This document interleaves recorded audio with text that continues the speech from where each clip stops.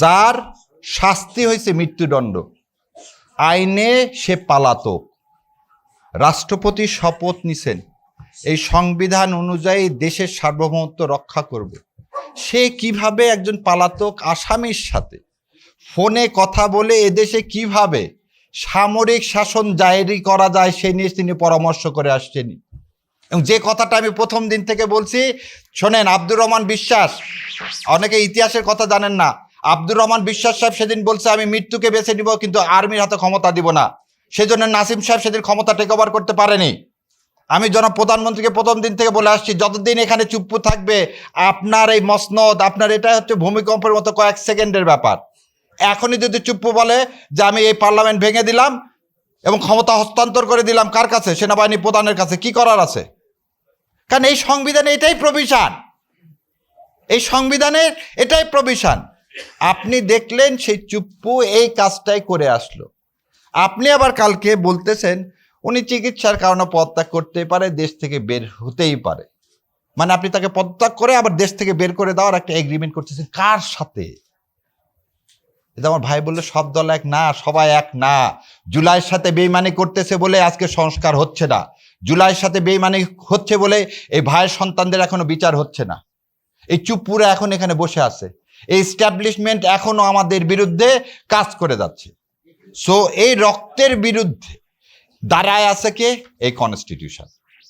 এই কনস্টিটিউশন যতক্ষণ আপনি এই অবৈধ ডকুমেন্টটাকে যতক্ষণ পর্যন্ত সংস্কার না করবেন,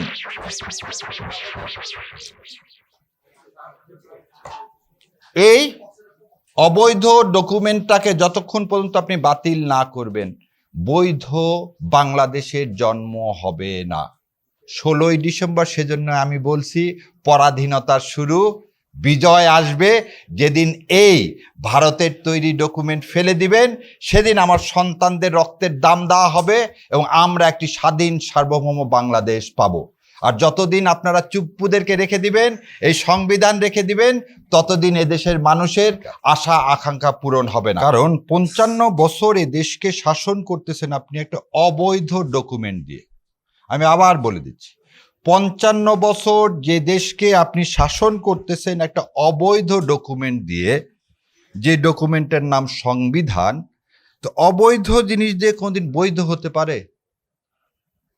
এই যে কেন বললাম অবৈধ, দেখেন, আমি বেশি আগে যাব না। 70 সালে নির্বাচন করলেন, নির্বাচনে আওয়ামী লীগ সংখ্যাগরিষ্ঠতা পেল। সেই নির্বাচনটা হলো কিসের ভিত্তিতে? পাকিস্তানের নির্বাচন হলো। আবার মনে রাখেন, সেটা কি হলো? পাকিস্তানের নির্বাচন। সেই নির্বাচনে আওয়ামী লীগের যে ইস্তেহার বা এলএফও কোনো জায়গায় কিন্তু ছিল না আমরা আলাদা হয়ে ফেডারেল কোনো কিছু করব। এবং ওই নির্বাচনটার মূল উদ্দেশ্য ছিল এই নির্বাচন হয়ে পাকিস্তানের জন্য একটা সংবিধান প্রণয়ন করা হবে। নির্বাচনে সংখ্যাগরিষ্ঠতা পাইলেন, পাওয়ার পর 25 তারিখ থেকে যুদ্ধ শুরু হল। 25শে মার্চ 1971 সমস্ত আওয়ামী লীগের এমপিরা পালায় কলকাতা চলে গেল। খেয়াল করে দেখেন, আপনারা যারা এখানে যারা ওই সময় ছিলেন, আপনারা একটু খেয়াল করে দেখেন যে সমস্ত এমপিরা পালিয়ে কোথায় চলে গেল? কলকাতা চলে গেল। 10ই এপ্রিল আপনি সরকার গঠন করলেন। সরকার গঠন করতে পারে কে? এক জনগণ সরাসরি ভোট দিয়ে, অথবা যুদ্ধকালীন সময়ে যারা এমপি থাকবে বা গণপরিষদের মেম্বার থাকবে তারা এক জায়গায় বসে ভোট দিয়ে একটা সরকার নির্বাচিত করবে। তাজউদ্দিন আহমেদ বলেন আমি ইন্দিরা গান্ধীর কাছে গিয়ে বললাম একটা সরকার তৈরি করে দেন। আবার বলতেছি, তাজউদ্দিন আহমেদের বইটা আপনারা পড়েন, সেখানে তাজউদ্দিন আহমেদ নিজে বলতেছে আমি প্রধানমন্ত্রী ইন্দিরা গান্ধীর সাথে দেখা করে বললাম একটা সরকার তৈরি করে দেন। যুদ্ধকালীন সময় আপনার এমপি অথবা এই দেশের জনগণ ছাড়া অন্য দেশের কেউ সরকার গঠন করতে পারে? পারে না। তাহলে 10 তারিখে আপনি যে সরকার গঠন করলেন, সেই সরকারটা কি হলো? ভারতের তৈরি সরকার। তাহলে আপনারা আমরা যারা দাবি করি এদেশের স্বাধীনতা সার্বভৌমত্ব, এদেশের সব কিছু আমরা নিয়ন্ত্রণ করলাম 25 তারিখ থেকে, ঠিক হলো? হলো না। এবার আসেন, 10 তারিখে আমরা একটা প্রোক্লামেশন অফ ইন্ডিপেন্ডেন্ট দিলাম। প্রোক্লামেশন অফ ইন্ডিপেন্ডেন্ট দিলাম। এই প্রোক্লামেশন অফ ইন্ডিপেন্ডেন্টটা বলা হয় বাংলাদেশের যাত্রার শুরু। JFR জ্যাকব, সে সেই সময় ছিল chief of staff of eastern command. তার একটা বই আছে, সারেন্ডার অ্যাট ঢাকা। সেই সারেন্ডার অ্যাট ঢাকাতে সে বললেন যে আমি তাজউদ্দিন আহমেদকে বললাম একটা প্রোক্লামেশন অফ ইন্ডিপেন্ডেন্ট লিখে নাও, তোমরা না পারলে আমি সুব্রতকে বলে দিচ্ছি, সুব্রত হচ্ছে তখন ব্যারিস্টার সুব্রত চৌধুরী কলকাতার, সে তোমাদেরকে লিখে দিবে। এই সুব্রত চৌধুরী আপনার প্রোক্লামেশন অফ ইন্ডিপেন্ডেন্ট লিখে দিলেন। প্রোক্লামেশন ইন্ডিপেন্ডেন্টে লেখা আছে শেখ সাহেব রাষ্ট্রপতি হবেন, শেখ সাহেব যতদিন রাষ্ট্রপতি থাকবেন না ততদিন অস্থায়ী রাষ্ট্রপতি হিসাবে কে ভাইস প্রেসিডেন্ট হিসাবে সৈয়দ নজরুল ইসলাম থাকবেন। আবার বলেছে নট এন অ্যাক্টিং রাষ্ট্রপতি, এখানে আপনারা দেখেন পরে লেখা আছে ভাইস প্রেসিডেন্ট হিসাবে, উপরাষ্ট্রপতি হিসাবে। এবং বলা আছে শেখ সাহেব যখন আসবেন তখন সে শপথ নিতে হবে, এবং কার কাছে শপথ নেবেন সে কথাটাও নামটাও লেখা আছে। 10 তারিখে শেখ সাহেব এদেশে আসলেন, কোনো শপথ নিলেন না।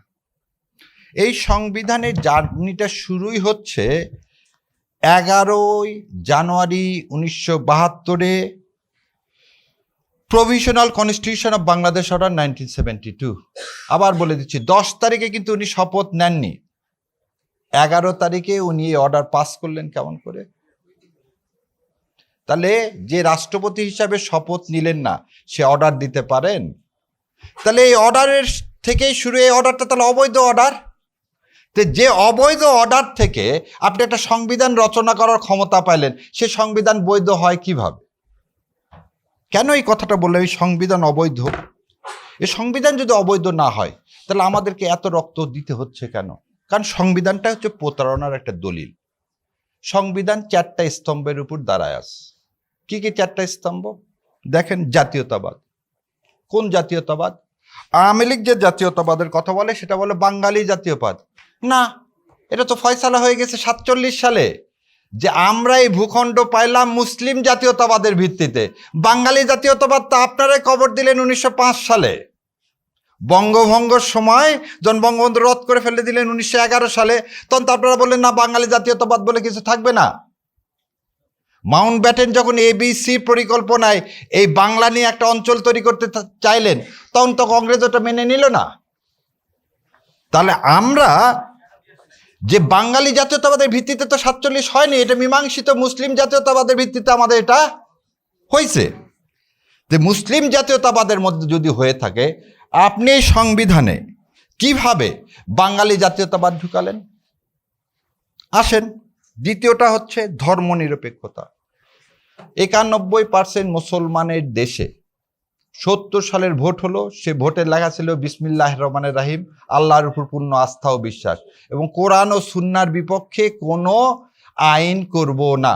আপনি সংবিধানে 72 সালে ধর্মনিরপেক্ষতা ঢুকালেন কিভাবে? কে দিল আপনাকে? ম্যান্ডেট তো পাইতে হবে। আপনাদেরকে একদম সবাইকে আমরা সবসময় আমি চ্যালেঞ্জ করি, ভাইরে 25শে মার্চের আগ পর্যন্ত একটা ডকুমেন্ট দেখান যে ডকুমেন্টে 7ই মার্চের ভাষণ বলেন, 6 দফা বলেন, 11 দফা বলেন, 21 দফা বলেন যুক্তফ্রন্টের কোথাও ধর্মনিরপেক্ষতা ছিল, সমাজতন্ত্র ছিল না। আপনি কনস্টিটিউশনে ঢুকাই দিলেন ধর্মনিরপেক্ষতা, সমাজতন্ত্র। তাহলে 4টার মধ্যে যদি 3টার জন্যেই এই যুদ্ধ হয়নি। এদেশের মানুষ কোনোদিন সে যুদ্ধ করেনি। এদেশের মানুষ একটা ধর্মপ্রাণ মানুষ। সেই সংবিধান আপনাকে ইন্ডিয়া তৈরি করে দিল। কি তৈরি করে দিল? 4টা জিনিসের উপর, যে 4টা ইন্ডিয়ার প্রেসক্রিপশন। তাহলে এই অবৈধ ডকুমেন্ট দিয়ে 55 বছর আপনি দেশ শাসন করলেন। আজকে 24শে আমার সন্তানেরা রক্ত দিয়ে প্রমাণ করে দিল এই অবৈধ জিনিস দিয়ে ফ্যাসিস্ট তৈরি হতে পারে, কোনোদিন ইনসাফ কায়েম হতে পারে না। যদি ইনসাফ কায়েম হতে না পারে তাহলে ইনসাফের জন্য 2টা কাজ করতে হবে। একটা কাজ কি? এই সংবিধান পরিবর্তন করতে হবে। এই সংবিধান পরিবর্তন করতে হবে। আমার শহীদের ভাই উনি বললেন রাজনৈতিকভাবে সবাই এক। হ্যাঁ, 270 দিন একসাথে বসে আপনারা সবাই সিদ্ধান্ত গ্রহণ করলেন এই সংবিধান পরিবর্তন করা হবে। আপনারা হ্যাঁ ভোটে ভোট চাইলেন, কিন্তু আপনারা কি করলেন দেখেন, বেইমানির ফল কোনোদিন ভালো হয় না। আমি সেই 5ই আগস্টের পর থেকে প্রথম দিন থেকে হাসিনুর ভাইও আছে, প্রথম দিন থেকে আমি বলে আসি, আপনি যদি বীজটাকে রেখে দেন গাছ ভালো হবে না, রাষ্ট্রপতি সরান, চুপ্পুকে সরান। সেই কথাটাই কিন্তু আজকে বিএনপি করতেছে। দেখেন কেন করতেছে। চুপ্পু গেলেন চিকিৎসার কথা বলে ইংল্যান্ডে। চুপ্পু সাহেব ইংল্যান্ডে গেলেন কি জন্য? চিকিৎসার কথা বলে।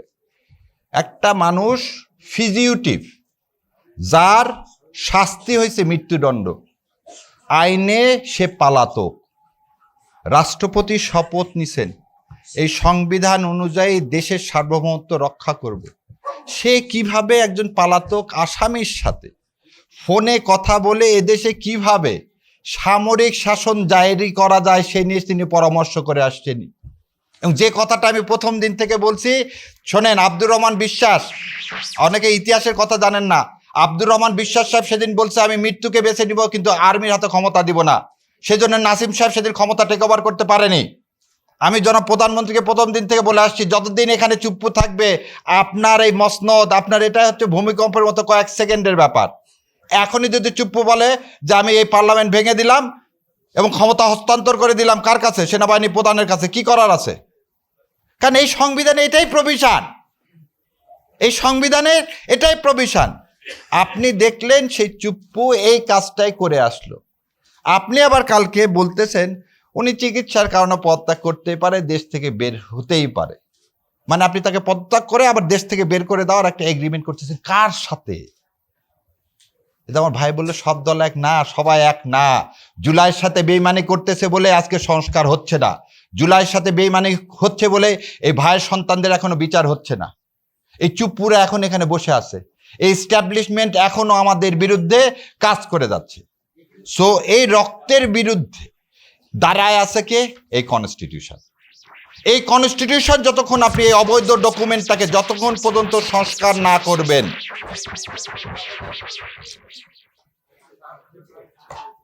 এই অবৈধ ডকুমেন্টটাকে যতক্ষণ পর্যন্ত আপনি বাতিল না করবেন, বৈধ বাংলাদেশের জন্ম হবে না।